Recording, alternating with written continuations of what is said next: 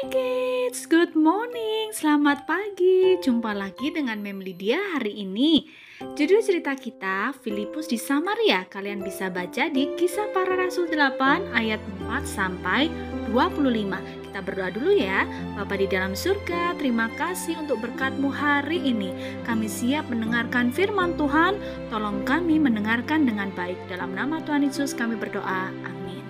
Nah anak-anak, saat itu Filipus, murid Tuhan Yesus berada di Samaria. Mereka ini tersebar untuk menjelajahi seluruh negeri dan memberitakan Injil.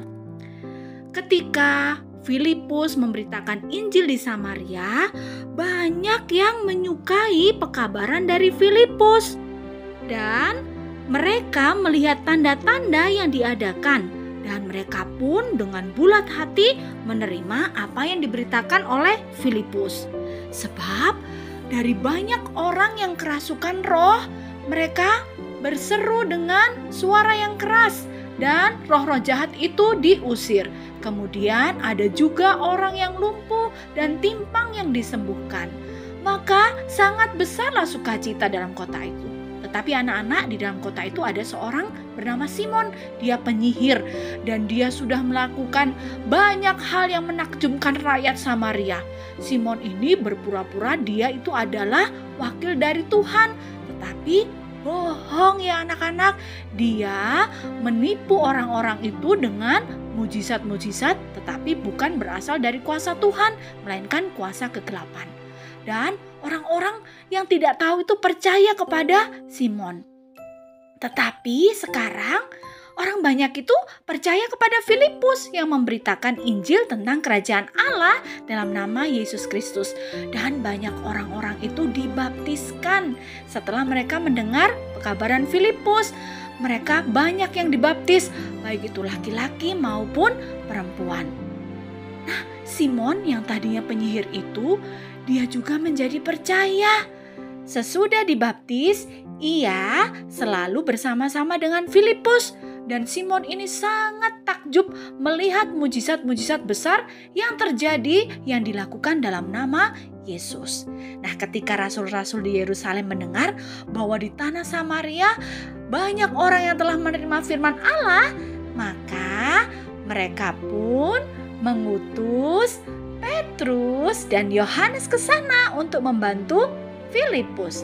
Setibanya di kota Samaria, rasul itu berdoa supaya orang-orang menerima Roh Kudus yang berasal dari Tuhan. Kemudian mereka menumpangkan tangan, lalu mereka menerima Roh Kudus. Nah, ketika Simon melihat bahwa pemberian Roh Kudus terjadi oleh karena rasul-rasul itu menumpangkan tangan, maka Simon pun bermaksud menawarkan uang. Jadi Simon ingin membeli kuasa Roh Kudus itu. Tetapi Petrus berkata, "Binasalah kiranya uangmu itu bersama dengan engkau, karena engkau menyangka bahwa engkau dapat membeli karunia Allah dengan uang. Tidak ada bagian atau hakmu dalam perkara ini, sebab hatimu tidak lurus di hadapan Tuhan. Jadi bertobatlah dari kejahatanmu ini dan berdoalah kepada Tuhan supaya Ia mengampuni niat hatimu ini. Sebab kulihat bahwa hatimu telah seperti empedu yang pahit dan terjerat dalam kejahatan." Kemudian Simon menjawab, "Hendaklah kamu berdoa untuk aku kepada Tuhan, supaya kepadaku jangan kiranya terjadi segala apa yang telah kamu katakan."